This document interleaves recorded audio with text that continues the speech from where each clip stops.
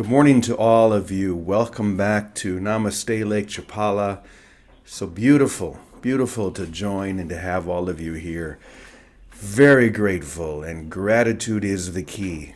We have to allow that feeling of gratitude and just thankfulness overwhelm us, because that's the only way that we can truly appreciate the gifts that are in front of us every moment.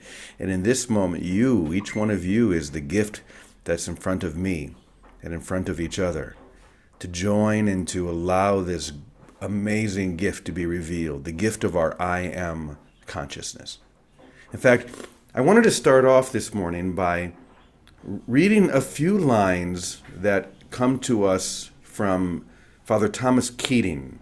You probably know Father Keating. He was an amazing Trappist monk. I think he was Trappist. Maybe he wasn't Trappist, but he was a Benedictine monk for sure. And he was one of the founders of centering prayer, and just an amazing, mystical, contemplative soul. And Father Richard Rohr has been including some of his poems in his morning emails, and some of them have just been so beautiful. So I thought we would start off with a little bit of Thomas Keating. So take a deep breath. I think this speaks directly to everything we've been sharing. So this is from Thomas Keating. Nowhere is my destination, and no one is my identity. My daily bread is powerlessness. Temptation can be overwhelming. Gone is every hope of help. An abyss opens up within me. I am falling, plunging into non-existence. Is this annihilation? Or is it the path to the silent love that we are? Isn't that beautiful? I especially love the last part. Is this annihilation? Well, yeah. The Sufis use that word a lot, annihilation. We might say dissolving, the dissolving of the false self so that the whole true self can be revealed. But that word annihilation, it sounds almost violent, but it just says that something needs to be rocked inside of us for us to be shaken loose from the power that we've given to that false split self. We have to be annihilated. It needs to be annihilated. We need to be shaken from it. But then when we are in the experience of that, even though it can be tumultuous and feel so difficult at times, we come to this beautiful part of the poem where he says, is this the path to silent love, the silent love that we are? Yes, it is. This is the path. We walk it together. Here's another short poem. To be nothing is to consent to being a simple creature. This is the place of encounter with I am that I am.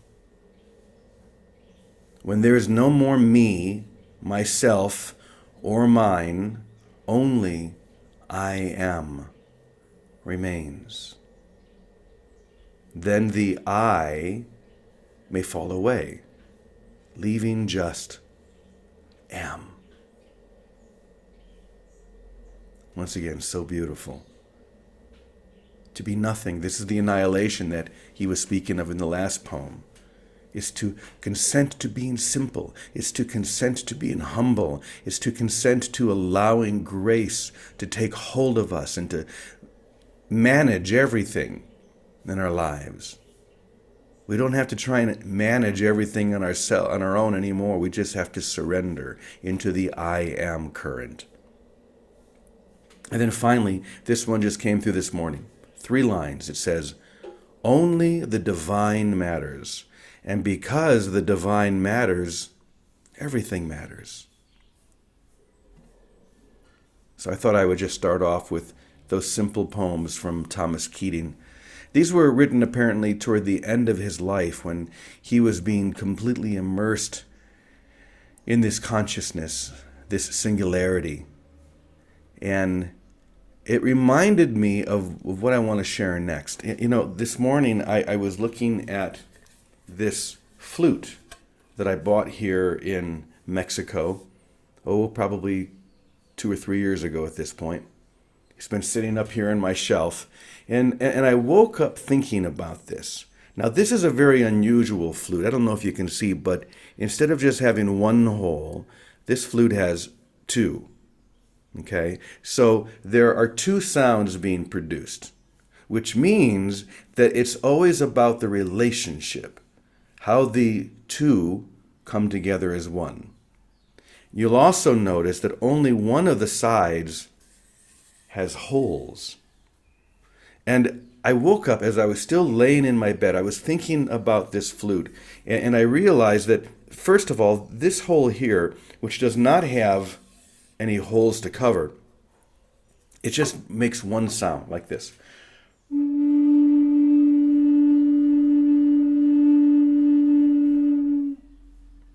That's it. Now, the other does not really work unless I cover the holes and then allow them to be covered and uncovered in different patterns, like this.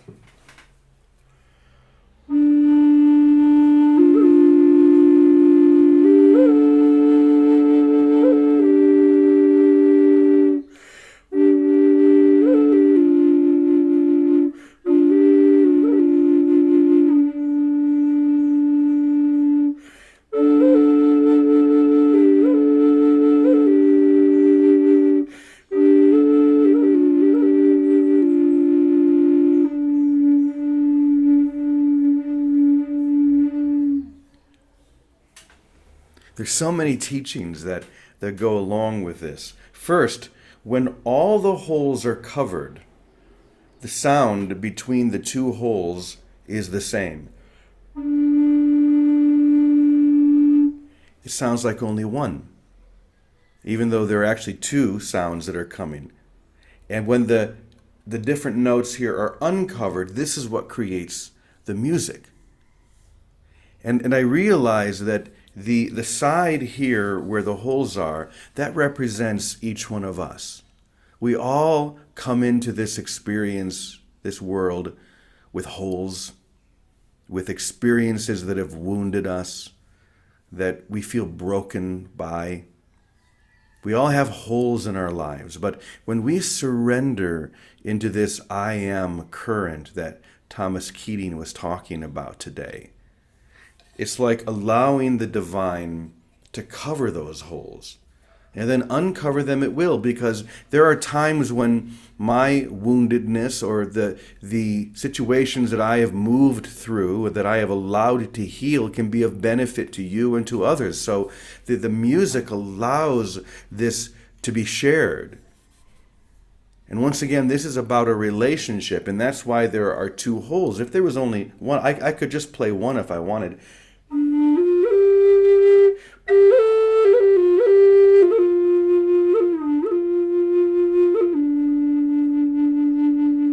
But listen to the difference when I play both.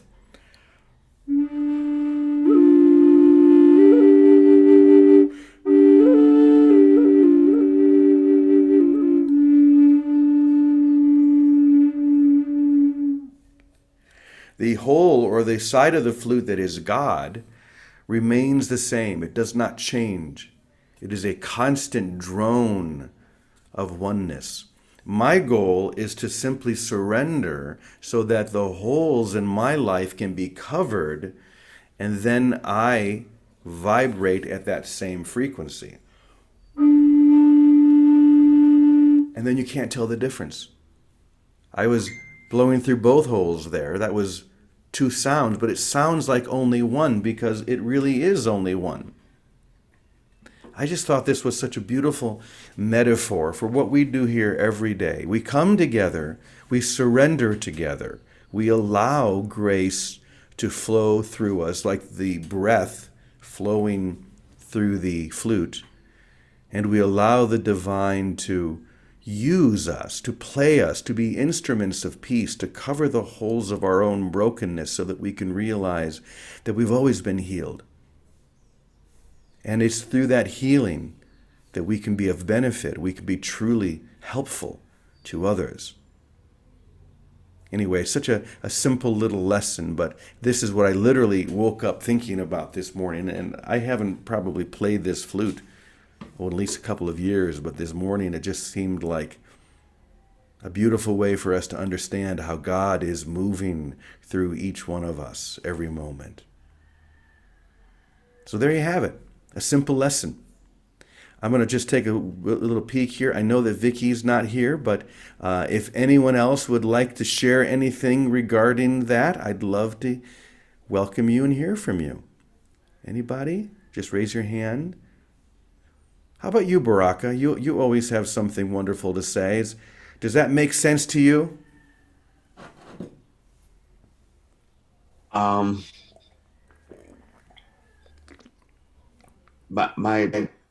My thoughts are the sound that flute makes.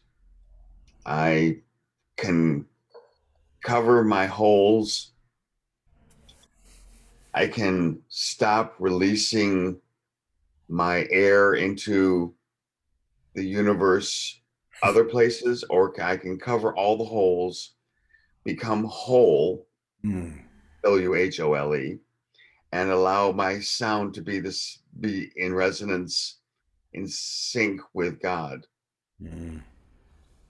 I am I am the instrument of peace. Yes, there we have it. There we are. Yes. Oh Lord, make me an instrument of your peace. Let me resonate with your sound.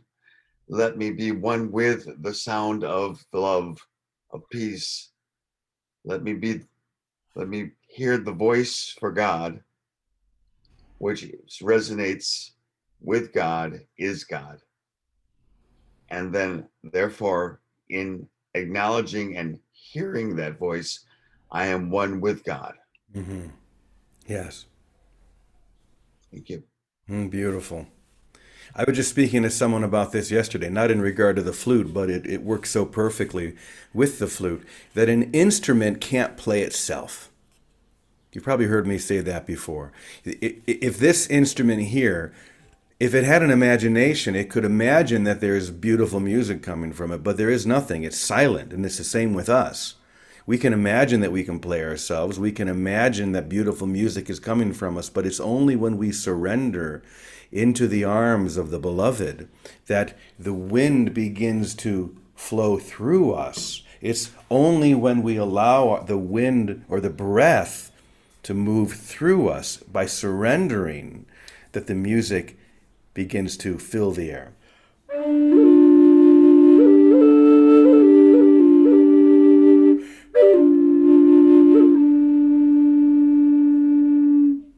And that's what it means to be an instrument of peace. It begins by surrendering. It then moves into trust, because now I have to trust that if I can't play myself, the divine can play me. And then finally, when the music fills the air, total gratitude. Okay, let's see if anybody else has anything to share. A simple but beautiful lesson. I'm looking, I don't see anybody raising their hand. Okay, let's go to Namaste then. I'm going to go ahead and make you guys a spotlight. There you go. Good morning to all of you. Welcome. Anyone there want to share? Yes, come on up, Joy. I do. I don't have to call on you today. Yeah, not today. Can you hear me all right? Yeah, just speak nice and loud. Okay, so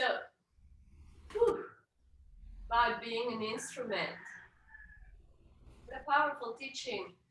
I was watching the movie Lucy yesterday, And Morgan Freeman is there talking about how we only have reached 10% of intelligence, and he says, look at what we've done with only 10%.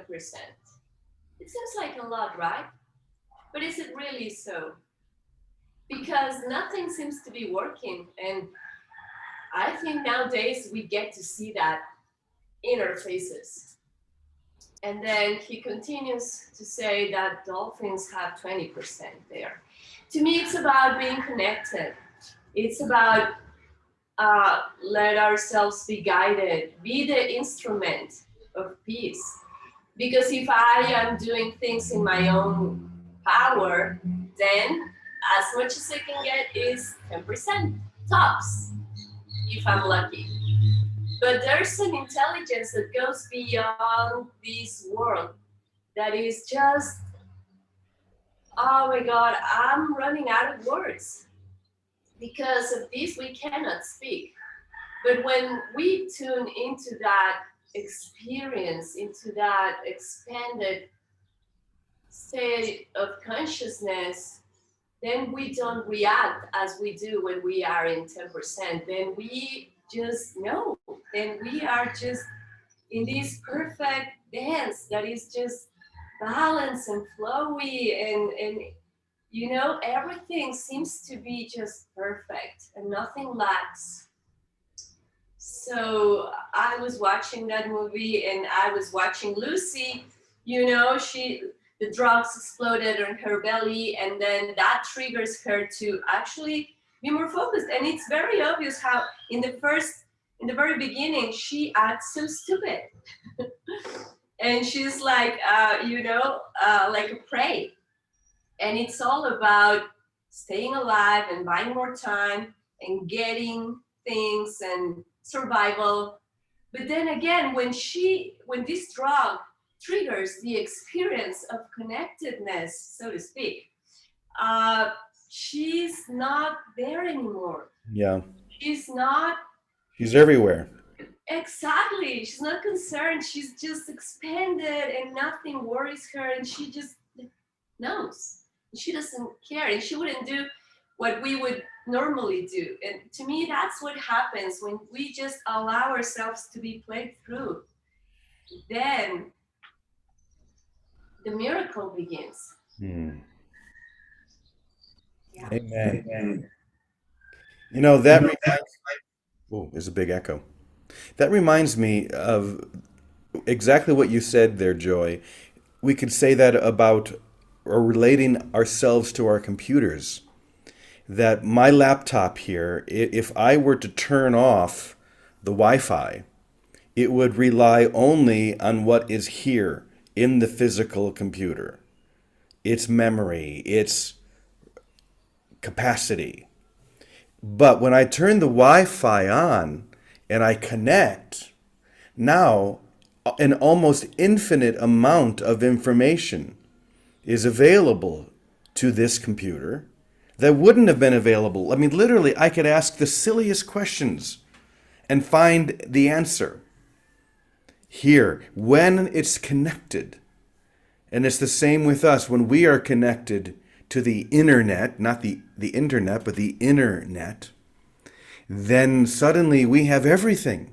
Everything is within us. We have access to all of the wisdom, all of the light, all of the brilliance in the universe. But we have to I can either cut off that connection or I can allow that connection. I have to choose to allow that connection. And we can do that through prayer, through chanting, through just silence. But however we do it, however we choose, this is the only real lesson, to have the holes of our lives covered so that we can be connected to that divine I am current. That's what Thomas Keating called it. That's what we call it every day. To be wholly connected with the I am current that's moving through us every moment. That information is everywhere, but I have to choose it. So thank you. That was beautiful. All right. Anybody else there at Namaste want to share anything?